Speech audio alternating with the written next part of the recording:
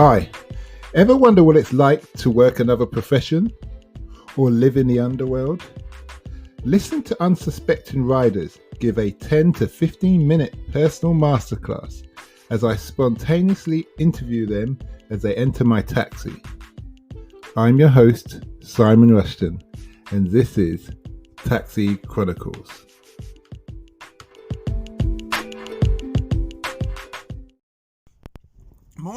Morning. Yes, we're back with another rider, another episode, Today we've got a guy all the way from lovely Ireland, the friendly land of Ireland, and he's going to be telling us about Hurling and Bloomberg. So he's going to explain Bloomberg, and then he's going to explain about this sport. I'm probably saying it wrong. So nice to have you here today. Thank you very much. Okay. So tell us, how does this Bloomberg thing, what is it really? Because you see it on the TV, but I don't really understand it. Yeah, so I guess what most the layman's that they'd probably is that actually it's not a media company, more so. Its core revenue comes from a technology platform which just helps financial participants streamline trading, execution of stocks, shares, fixed income securities. So it's a channel just for corporate businesses, really? Essentially, it's like if your car is your tool for taxing, for example. The Bloomberg technology platform is investors, traders, investment bankers' tool for them to do their job. It streamlines every part of their job, whether that's accessing data, financial statements, whether that's trading a stock through an exchange, or whether that's analysing different parts of a company or different financial security.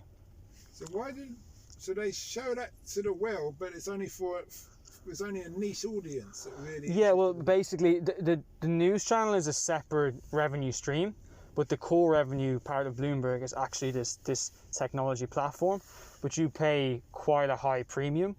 What, us? As a user, if you want to use it, it's a very expensive product to buy. Okay. But they show it on the TV every day.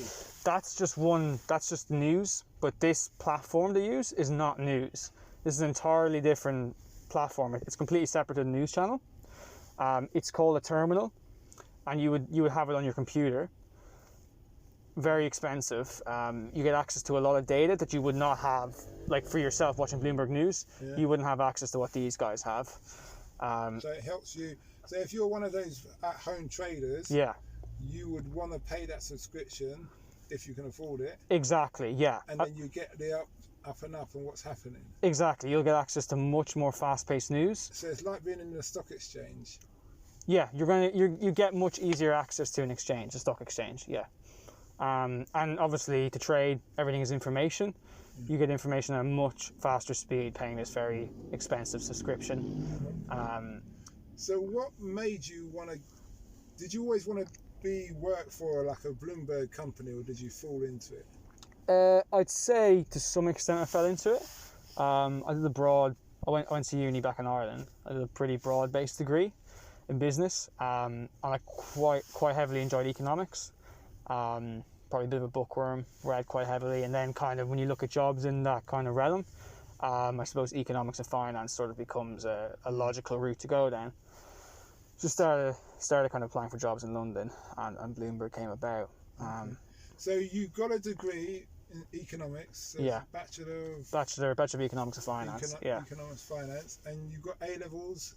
Yeah, so the Irish equivalent it's called a Leaving Certificate, but yeah, it's basically A levels. And what subjects were they, and how many? So it's quite different. You do 7 subjects, and you take your best 6. But it's very but it's quite. Sounds like a real Irish way. Stick their ones again. Yeah. Okay. Yeah, it's actually quite different to the A levels. I only found out recently. In terms of you can pick a lot more for your A levels, where a lot of them are compulsory in Ireland. Yeah. You still have to do the Irish language, compared to A levels, and you have to do maths, English, and another language as well. So it's quite different. So moving on to this game. Yeah. What's it called? Because I believe I pronounced it wrong. So it's called Hurling. Hurling. And what happens? So I struggled to streamline telling people what it is in London, and over the last kind of year or so I've had to sort of learn. So I think the best way to describe it is a more faster, more aggressive version of lacrosse. I think if you know. So you have a net and a ball. You have a net, and you have a ball, and you have a stick as well. Let's spell the name for the listeners. So how does it? If you spell it for us. So if you spell it, it's HURLING. HULONG. Sorry, you can just see my Irish accent coming through strongly there. So it's H for Harry, Yeah. U for universe, Yeah. R for Ryan, L for Larry, and then ING. ING. Yeah, Okay. Yeah. So the idea is that you got a goal either end. You've got goal either end, but essentially like very similar to like a rugby goal post, but just with a net, obviously, below the bar. So it's 3 points for a goal. There's a goalkeeper, and it's 1 point if you hit it over the bar. So between the bar. And you've got like the sticks with the net on each. No, that's the difference between the crosses, that there's no net, so it's actually just like a long stick, and it sort of shapes out a bit longer at the end, and you actually you pick the ball up with the stick. You can run 4 steps with the ball in your hand, and then what we say is you have to dribble it. You have to dribble the ball on the stick. Yeah, so like that. Yeah, sort of like that. You would run. You can run for as long as you want, as long as it's on the stick. Okay, and someone can come and grab it off the stick. Someone can go grab the stick. You wouldn't really do that because it would be quite difficult. But what you could do is you could whack the ball off the stick you could whack the ball off the stick with your stick. Yeah, so while they're trying to dribble it, and then they'll go up and down as well. Exactly. Yeah, you can also. It's quite an aggressive game, so like you could shoulder them out of it, like force them to the floor. Okay. The stick is called a hurley. It's an Irish game. It's a completely Irish game. It's quite big in London though, so I play it in London. Okay. I wouldn't have been a huge player back home, to be honest. I was wasn't amazing. Is it like a public schoolboy game here? Yeah, it's very public. So like in Ireland, I would say like rugby is more kind of like your private school culture. Yeah. Hurling is like very, across all levels.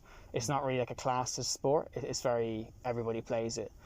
But here, like it's in here and it's grown here a lot, but I guess it's probably grown from such a huge Irish audience living in London. Okay. I would say. Alright, I hear you. Okay. But yeah, it's grown quite a lot. I didn't realise how developed it was here, to be honest. Like there's full leagues, championships. Yeah, it's great. It's good sport to have. That's good. So, back to the Bloomberg. What would be your advice to a young person who wants to get into working in Bloomberg? Yeah. Education-wise and career-wise. Yeah, I think it's a big thing and something I'm quite passionate about, kind of helping younger people, because myself, I suppose, not that I was ever, definitely couldn't say I came from a not great background. Definitely was quite lucky to come from a good background, but I also went to probably a non-target university, so it's more difficult to get into the Bloombergs, your JP Morgans, your Goldman Sachs when you come from a... So they want to Eton and the Oxford. They want to Eton, they want to Oxford, the Cambridge, London School of Economics, so you're at a disadvantage already. So I would say, obviously, to make your life easy, the best way to do it is to work really hard on your A-levels and get into the bigger names. Straight away you're at an advantage. You're also in a social circle where people are already applying for these internships every year. And they know people. They know people, you're gaining better knowledge, whereas myself, I was probably one of the few who was applying for big finance roles in London. Mm-hmm. And it was like a lot of hard work, a lot of like grinding on my own. But I would say do as good as you can in your A-levels, get into a good uni. But then also you need to go above and beyond. So you need to start interning at a very young age, like your first year, second year uni, start doing internships. So as much experience as possible. Much experience as possible. And also, you're not going to get a graduate role straight. You need to get an internship to get a full-time offer. Okay. So that's... That's good. So what does the future hold for you? Well, currently at Bloomberg, potentially go into a more heavy market focused role, but what I mean by that is so Bloomberg is obviously assisting traders, investment bankers with their role, whereas I would like to become one of them as opposed to supporting them over the next kind of, I suppose, year or two. Okay, that's good. And the last question is, what's the impact you want to have on the world? Whew, that's a big question. I feel like I've got quite a pessimistic view of the world, whereas I want to have as much money with as much free time as possible, and just spending with friends and family, to be honest. I think COVID sort of done that to me. But yeah, I guess just be a friendly, cheery person, get on with people, and make just be a good person. I don't really have a clear-cut answer. Okay then, well thanks a lot for that, and we wish you well on your future endeavours.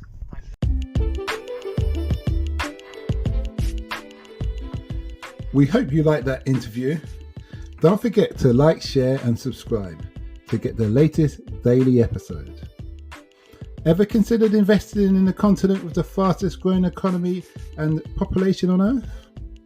The same continent that holds 30% of the world's known natural resources?